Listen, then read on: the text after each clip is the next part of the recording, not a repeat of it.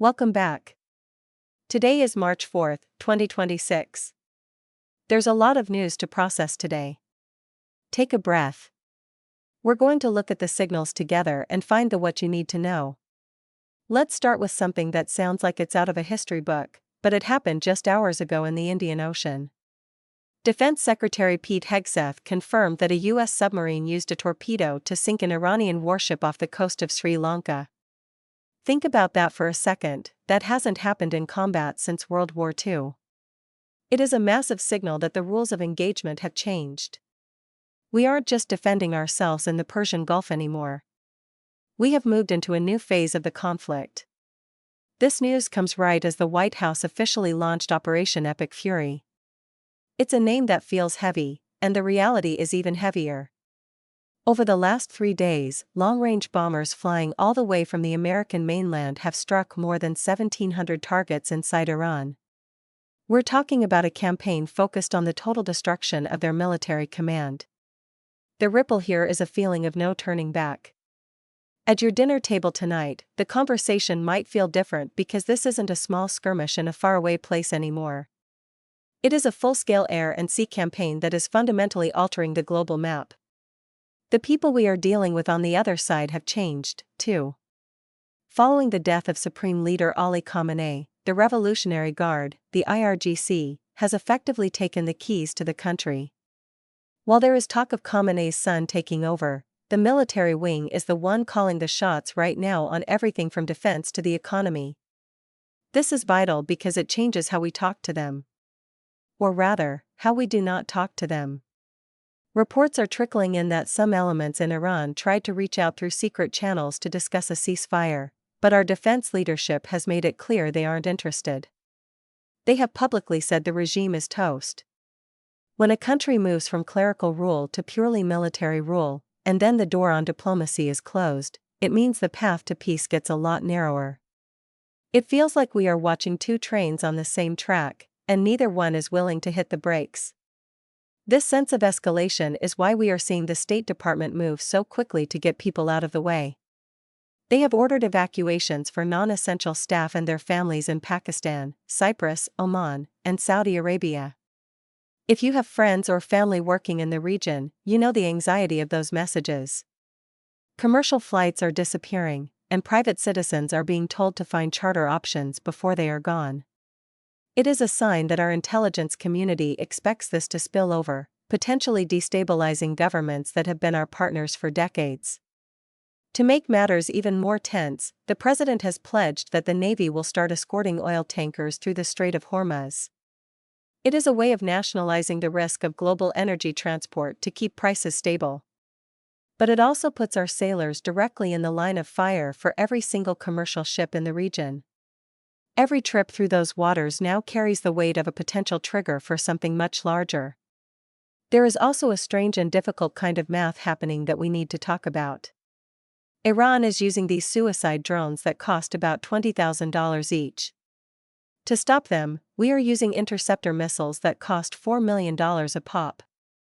You don't have to be an economist to see that the math does not favor us in the long run. There is a real concern that we are burning through our stockpiles so fast that we could be left vulnerable if this continues for more than a few months.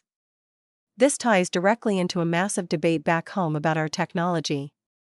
There is a move to restrict the AI company Anthropic, which provides the tools our military is using right now. Tech leaders are warning that if we hobble our own AI development, we are basically handing the edge to China. It is a reminder that the front lines are not just in the desert. They are in the code and the factories that keep us a step ahead. And just when you think the military's hands are full, a second theater has opened up. American forces are now working with the Ecuadorian military to target narco-terrorists in South America. This is a significant expansion of military operations right into our own hemisphere. It means our resources are being split between the Middle East and our own backyard. For a lot of families, the human ripple here is a growing fear of overextension. We are asking a lot of our warriors, and when you spread them across 2 continents at once, the conversation about a draft or increased service starts to feel less like a theory and more like a real possibility at the kitchen table. Back home, the political ground is shifting under our feet. The first primaries of 2026 are happening, and we are seeing a massive wave of incumbents being voted out. High-profile figures like Dan Crenshaw have lost their seats to populist challengers running on platforms of total government overhaul. People are frustrated, and they are voting for scorched earth policies. At the same time, we are facing a domestic legal crisis. The Senate is trying to pass a war powers resolution to stop the president from continuing the Iran conflict without a formal declaration, but the administration is signaling they might just ignore it. It is a tug-of-war over who actually has the power to lead us through a war, and it could paralyze the government right when we need it to function the most. We are feeling this stress in our wallets, too. Even though the stock market looks okay on the surface, record numbers of Americans are raiding their retirement accounts just to cover daily living costs. These hardship withdrawals are at an all-time high. It shows the quiet struggle of the American worker. People are liquidating their futures to pay for groceries and gas today. This financial fragility is the backdrop for a major change at the Federal Reserve, with Kevin Warsh being nominated to take over. Wartime shifts at the Fed usually mean more aggressive spending and potentially more inflation. It is a heavy burden for you to carry while also trying to navigate a world that feels like it is on fire. Even with everything going on globally, our life at home is seeing major shifts. The Supreme Court just ruled in favor of religious parents, blocking policies in California that kept student gender identities private.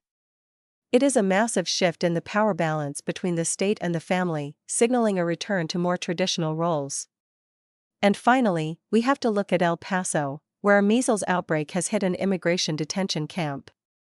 It has led to a total quarantine, and local hospitals are feeling the strain. It is a reminder that our borders and our public health are deeply connected. When one system fails, it can bring back risks we thought we had left in the past. We have to look out for one another. The news was heavy, but you are not carrying it alone. Stay connected. Stay present. We are right here with you. See you in the next brief.